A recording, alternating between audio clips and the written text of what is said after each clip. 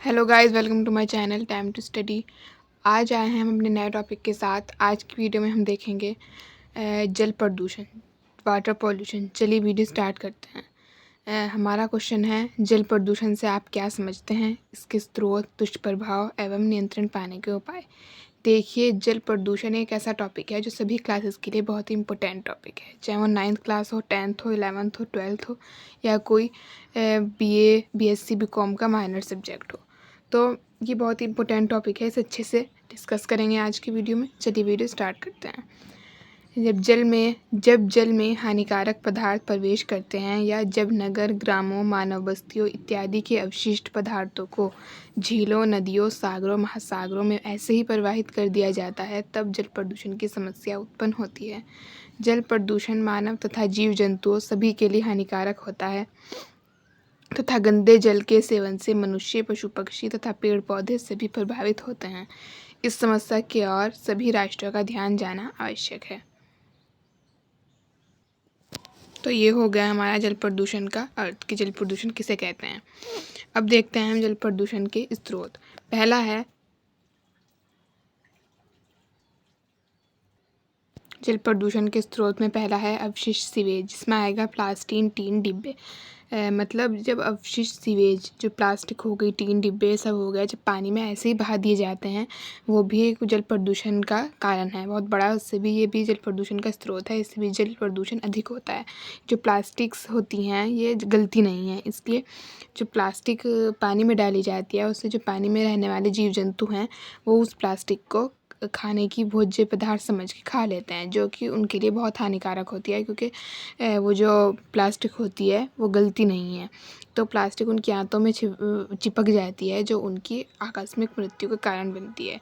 तो ये जो प्लास्टिक, टीन, डिब्बे हो गए, ये पानी में नहीं बहाने चाहिए। ये अवशिष्ट सीवेज जो है ये पानी में नहीं बहाने चाहिए, ये भी जल प्रदूषण का स्रोत है।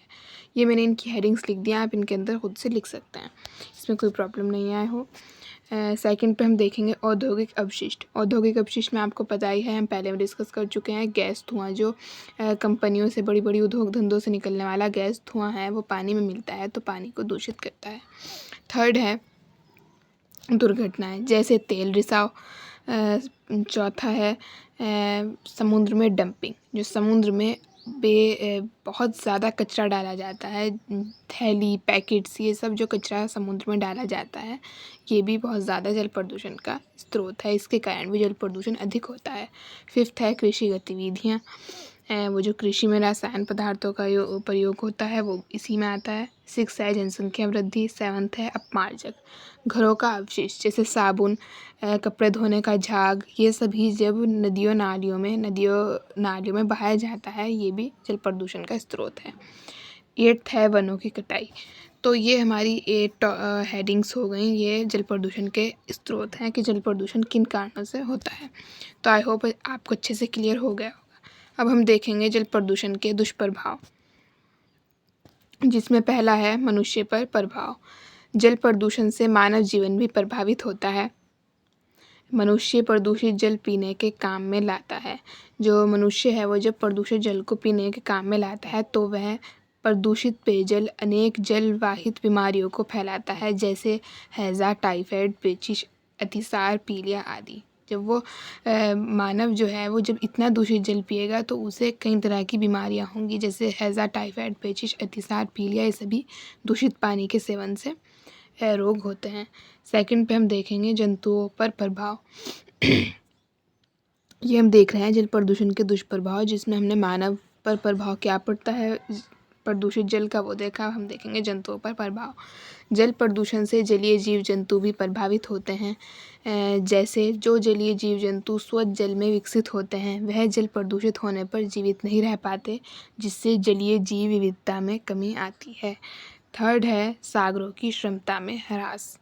सागरों की क्षमता में कमी आई है जल प्रदूषण के कारण। अब हम वो देखेंगे।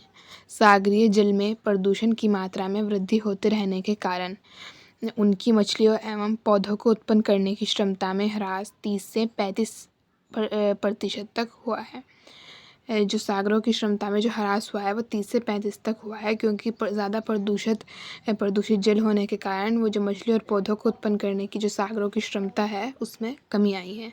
वो अब इतना उत्पन्न नहीं कर पाते पेड़ पौधों को, मछलियों को, जितना वो जब हमारा प्रदूषित जल नहीं था, जब स्वच्छ जल था, जब कर पाते थे इतना हम। अब वो सागर दूषित जल होने से नहीं कर पाते पौधों और मछलियों को उत्पन्न। तो ये जो इसमें ह्रास हुआ है वो 30 से 35% तक हुआ है। तो ये हमने देखा कि जल प्रदूषण का दुष्प्रभाव मनुष्य पर क्या है, जंतुओं पर क्या है, और सागरों की क्षमता में कैसे जल प्रदूषण के कारण ह्रास हुआ है। अब हम ये देखेंगे नियंत्रण पाने के उपाय, मतलब हम जल प्रदूषण से कैसे नियंत्रण पा सकते हैं। फर्स्ट है प्रत्येक घर में सेप्टिक टैंक होना चाहिए। सेकंड है, इसकी भी मैंने हेडिंग्स लिख दी हैं, आप इनमें अच्छे से अंदर आप ऐसे खुद से लिख सकते हैं, बस मैंने इनकी हेडिंग्स लिख दी हैं, 5 हेडिंग्स। सेकंड है जल स्रोतों में पशुओं को नहीं धोना चाहिए। थर्ड है लोगों को नदियों झीलों में स्नान नहीं करने देना चाहिए। फोर्थ है लोगों को जागरूक करके लोगों को हमें ज़्यादा से ज़्यादा जागरूक करना चाहिए नाटकों के ज़रिए, पोस्टर्स, बैनर्स के ज़रिए, कि हमें जल प्रदूषण हमारे लिए कितना हानिकारक है, हमें जल को प्रदूषित नहीं करना चाहिए। फिफ्थ है प्लास्टिक को नदियों में नहीं फेंकना चाहिए। तो ये हमारी 5 हेडिंग्स हो गई नियंत्रण पाने के उपाय। आई होप आपको अच्छे से क्लियर हो रहा होगा अब तक। तो अब हम देखेंगे उपसंहार।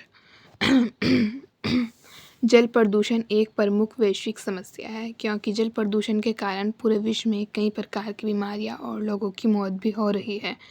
जो जल प्रदूषण है वो बहुत ही बड़ी वैश्विक समस्या है, क्योंकि इसके कारण बहुत बीमारियों का जन्म होता है और लोगों की आकस्मिक मृत्यु भी हो रही है। इसके कारण लगभग प्रतिदिन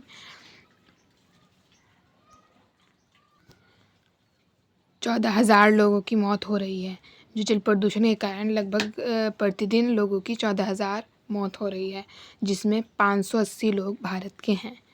तो ये हो गया हमारा कि हमने आज की वीडियो में हमने देखा कि जल प्रदूषण हमारे लिए कितना हानिकारक है। मतलब इसमें प्रतिदिन तो लोगों की मौत हो रही है 14,000, और जिसमें से 580 लोग भारत के हैं। तो ये कितनी बड़ी समस्या है, आप समझ ही सकते हैं। देखिए, आप इसे, आपका लॉन्ग क्वेश्चन जब आएगा तो आप ऐसे बीच बीच में स्लोगन्स डाल के अपने क्वेश्चन को इफेक्टिव दिखा सकते हैं, इसलिए मैंने लास्ट में लिख दिया है जल है तो कल है। तो आई होप आपको अच्छे से क्लियर हो गया होगा टॉपिक। आज की वीडियो में हमने देखा कि जल प्रदूषण क्या है, इसके स्रोत, दुष्प्रभाव एवं नियंत्रण पाने के उपाय। आई होप आपको अच्छे से क्लियर हो गया होगा। तो मिलते हैं नेक्स्ट वीडियो में नए टॉपिक के साथ, तब तक के लिए गुड बाय।